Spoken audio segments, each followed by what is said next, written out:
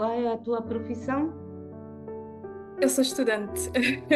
Eu estudei Engenharia Biomédica e agora estou a fazer o meu doutoramento na área de Ciências da Saúde. Amém.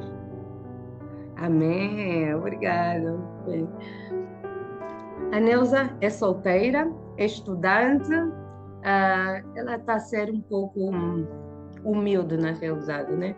Ela é estudante, mas ela já trabalha, ela é quase uma doutora, a nossa quase doutora Rosana Alves. E como é que é? Neuza, temos aqui jovens, solteiras. Ahm, Diz-me uma coisa, tu és solteira e estás nessa fase em que com certeza há muita pressão para casar, para relacionar. Diz-me uma coisa, no meio desta pressão toda, qual é o teu sentimento? Tu sentes-te que falta-te algo ou neste momento sentes-te realizada a Acho que nível. acho que essa é a pergunta clássica e talvez desafiadora para uma pessoa solteira. Eu costumo dizer que ao observar a minha vida não é assim tão longa, mas dos anos que vivi, percebi que um dos grandes erros que grande parte das pessoas cometem é estarem tão ansiosas pelo próximo passo que acabam por não aproveitar plenamente do presente. E nós vemos isso em tudo, né? A pessoa quando estuda quer terminar de estudar para trabalhar, quando trabalha percebe que a vida de estudante é que era boa, mas cada fase da vida tem o seu propósito. E eu penso que a fase de estar solteiro é a fase mais crucial porque é a fase em que podemos encontrar a nossa satisfação em Cristo e apesar disso parecer muito espiritual e um tanto abstrato, eu penso que essa é que é a base de se tornar num bom futuro parceiro para alguém. Então, como solteira, eu digo que eu estou satisfeita porque para mim isso é um tempo e uma oportunidade que tenho, primeiramente para me desenvolver pessoalmente, porque é engraçado, nós investimos tanto tempo para nos tornarmos alguém no futuro em termos de educação, não é? Em média precisamos de estudar uns 15 anos até termos uma licenciatura e 15 anos são muito tempo. E muitas vezes achamos que para um relacionamento, ou para ter uma família, ou para sermos mães ou pais, não precisamos de um tempo de preparação, o que não é verdade. Então, para mim, esse tempo também é um tempo de preparação, em que eu me conecto com Cristo e nele encontro primeiro a minha identidade, quem eu sou e qual. Estás sem som? Agora já estou de volta. Peço, vou pedir para desligar os microfones mais uma vez. Pode continuar, Neuza? Obrigada. Então, nesse período encontro a minha identidade, primeiramente quem eu sou, qual é a missão que Deus tem para mim, e para mim isso é a base que me dá então a habilidade de seguir em frente quando futuramente Deus prover um parceiro. Também um tempo de confiança, assim, agora focando mais no aspecto dos relacionamentos, e achei interessante que o tema para essa conferência é relacionamentos. Projeto de Deus. Seu projeto de Deus não é o meu projeto, certo? Achei muito interessante esse detalhe. É um tempo em que, depois de me conhecer, saber o que Deus tem para mim pessoalmente como indivíduo, qual é a minha missão, estou então pronta para viver o projeto de Deus, não o meu. E para isso requer uma grande confiança. E o terceiro aspecto, como já Amém. mencionado, é encontrar satisfação em Cristo. E eu acho que é interessante que a minha geração cresceu muito, pelo menos a parte europeia, com os filmes da Disney. Toda a gente aqui vê o filme da Disney, temos aquela noção do príncipe encantado que vem nos resgatar de todo o mal, e muitas vezes acabamos por achar que a bem-aventurada esperança é o dia do nosso casamento e não a volta de Jesus, o que é errado. Eu lembro-me de ser pequena e por vezes pensar, Senhor, volta depressa, mas por favor não antes do dia do meu casamento, porque eu ainda me quero casar. Mas Verdade. enquanto nesse tempo de espera aprendo que a bem-aventurada esperança e o que realmente vai levar a minha existência para o próximo nível não é o casamento, mas é a presença de Deus na minha vida. Então penso que mais do que tudo esse período de Aleluia. espera é uma oportunidade de percebermos que o único príncipe encantado que existe é Cristo e Ele é que deve ser o que sacia a nossa solidão ou qualquer outra necessidade na nossa vida. Amém. Amém. Amém. Amém. Seja louvado. Amém. Amém. Glória a Deus. Aleluia. Amém. Amém. Realmente, muito obrigada por essa tua resposta, porque tens toda a razão. Hoje em dia, os jovens o interesse, e não vem só dele, é que a própria sociedade, e nós da igreja, temos essa tendência a fazer pressão aos jovens: quando é que vais te casar? Quando é que vais te casar? E realmente a essência da felicidade não é o outro, não é o cônjuge, como disse a Deusa muito bem, é Jesus. Nós temos que estar primeiramente felizes conosco próprios e com Deus, juntamente com Deus. Porque se nós não estivermos felizes, e a tendência é pensarmos que o outro vai nos fazer felizes. E uma grande responsabilidade que colocamos no outro, não é? Exatamente. Estava também a pensar que é engraçado. Quando Deus criou Adão, o criou já como um ser humano adulto. Quer dizer que Adão nunca foi bebê e nunca foi criança. Mas Adão foi solteiro. O que quer dizer que a parte de espera também faz parte do plano. Então é bem Exatamente. interessante. Amém. E ele não, ele sentiu, mas ele estava realizado, ele tinha um trabalho, ele tinha a vida dele, só que o próprio Deus é que viu, não é bom que Não é esteja bom que só. o homem esteja só. E no Exatamente. momento certo, que a Bíblia também não diz qual é o momento, né? Não sabemos se passou uma semana, um mês ou 2, 3 anos, mas no momento certo ele colocou realmente alguém Exatamente. para... Quando ele percebeu quem era, tinha o seu relacionamento com Deus, Deus proveu então a companheira. Ele é que trouxe ela a ele, não é? Exatamente, exatamente.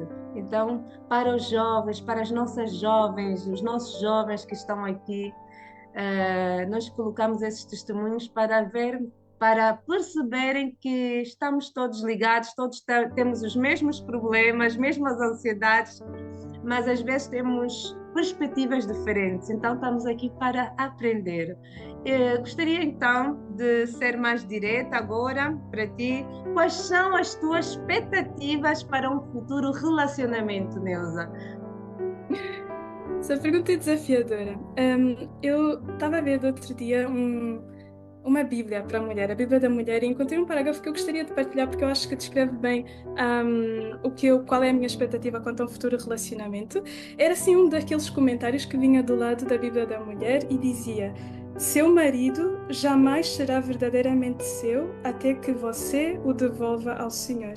Ele será seu apenas quando estiver disposta a deixá-lo ir para onde Deus o chama, para fazer o que Deus quer que ele faça.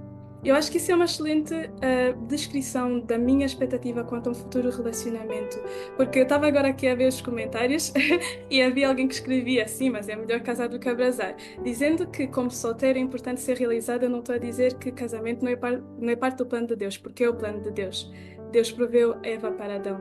No entanto, também vemos na união entre Adão e Eva que a união deles tinha um propósito, e esse propósito era a glória de Deus. E eu acho que para mim esse é o fundamento, é estar num relacionamento com alguém em que juntos a nossa união seja uma bênção para nós indivíduos, porque o objetivo final é que o casamento ajude no nosso processo de santificação e nos aproxime de Deus como casal, e que também se reflita como bênção para aqueles que estão à nossa volta.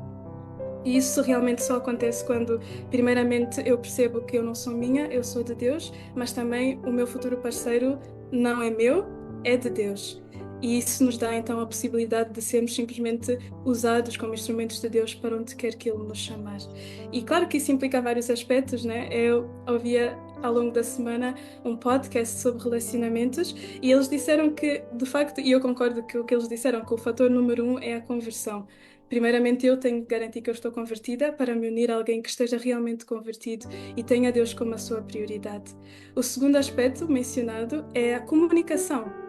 Porque muitas vezes sabemos que comunicação é bem desafiador. Muitas vezes falamos e não é ouvido o que nós queríamos dizer, e depois tem a questão da interpretação. Então a comunicação, que tantas vezes é o fator que está por trás de vários casamentos que infelizmente terminam, acabam por ter a ver não tanto com o problema, mas com a falta de habilidade de resolver o problema, e para isso comunicação é crucial. Um outro aspecto é compaixão, porque, como dito, o único príncipe encantado é Jesus. Quer dizer que, ao encontrar um parceiro, eu não espero encontrar alguém perfeito, que nunca cometa erros, que leia a minha mente e faça tudo como eu sempre esperei, porque isso nunca vai acontecer. Só Jesus pode fazer isso. Amém. Portanto, compaixão é necessária para saber perdoar e saber entender o outro. E um outro aspecto também é o compromisso, porque, no fundo, apesar dos vários desafios que existem na vida de casado, né? Porque nenhum casamento é perfeito, o fator que mantém as pessoas juntas é o compromisso, porque o amor é uma escolha. E quando estamos comprometidos no nosso relacionamento, com a ajuda de Cristo é possível fazê-lo durar até ao fim, né? Até que a morte nos separe. Amém, amém. Amém. Amém. Isso leva-me a uma pergunta que não estava aqui planeada, mas vou fazer na mesma. Lembro-me de conversar com alguém esta semana, alguém da minha família, e até está aqui no Zoom, ou pelo menos estava, cá está. E estávamos a falar sobre relacionamentos e esta pessoa disse que, eu disse em relação ao filho, espero que quando namorar seja adventista.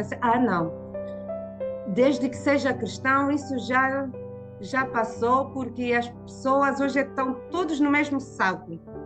Tanto cristão, e falo de uma experiência de alguém cristão, não é? Da adventista, que fez coisas erradas e pronto. Então, Neuza, indo mais a fundo nessa tua resposta, para um futuro relacionamento, então encontramos alguém adventista. Basta ser adventista? Não, não basta. Não basta ser adventista. Temos de saber se é no sétimo dia ou do sétimo dia, que é um detalhe bem importante. Como disse, o fator número 1 para mim é a conversão e, infelizmente, e essa é a realidade que vivemos, nem todos que estamos na igreja, e nós próprios podemos falar da nossa própria experiência, podemos estar na igreja, mas não estamos realmente convertidos. Então, ser adventista só não basta. É importante que seja, porque temos de ter os mesmos princípios, mas ter os princípios na mente é diferente de ter os princípios no coração. Eu acho que isso é que é importante, saber ter alguém que não só tenha o mesmo objetivo em mente, mas que também lute para alcançá-lo.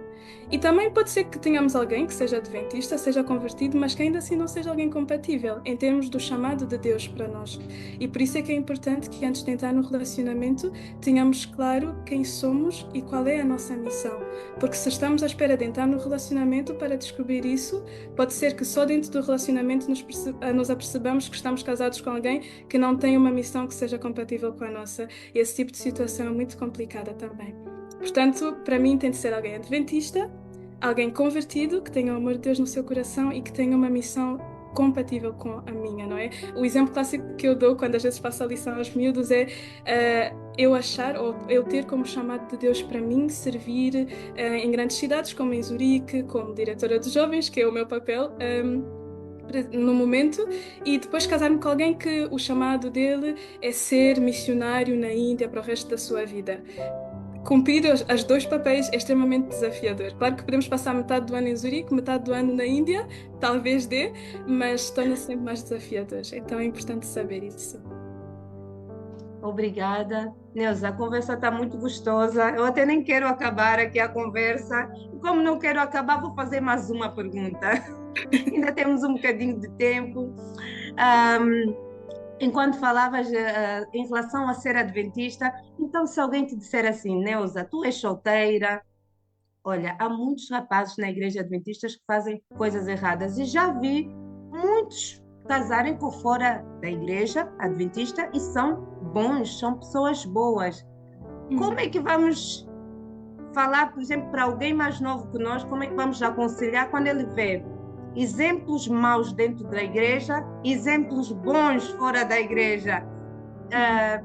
Tu, como és solteira, acredito que já tens visto essa perspectiva. Eu, como sou casada, já agora se não será, vou-me apresentando ao longo do tempo, ok? Vou falando um bocadinho para despertar a vossa curiosidade. Sou casada.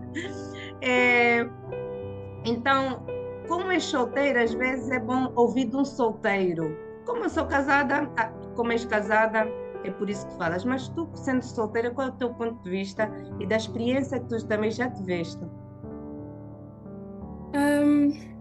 Eu gosto muito de observar pessoas e eu gosto de fazer muitas perguntas também.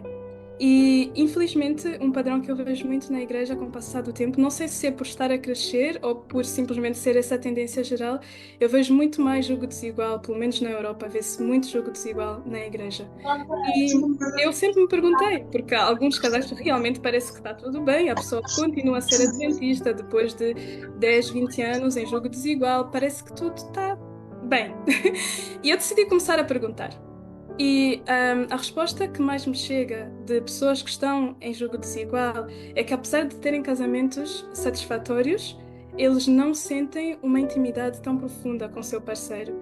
Porque quando chega o sábado, eu quero ir à igreja, eu quero viver esse dia em família, porque o sábado também é o dia da família, e não dá porque o outro não partilha da tua fé.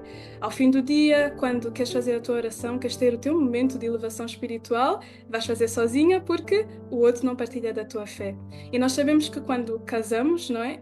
Um aspecto muito importante é a intimidade. E a intimidade não é só física, mas é também emocional, é também espiritual, é também em todas as dimensões da nossa vida. E nesse aspecto estarias unido com alguém com o qual, no fundo, nunca poderias ter a maior profundidade de intimidade, porque essa pessoa não partilha dos teus princípios.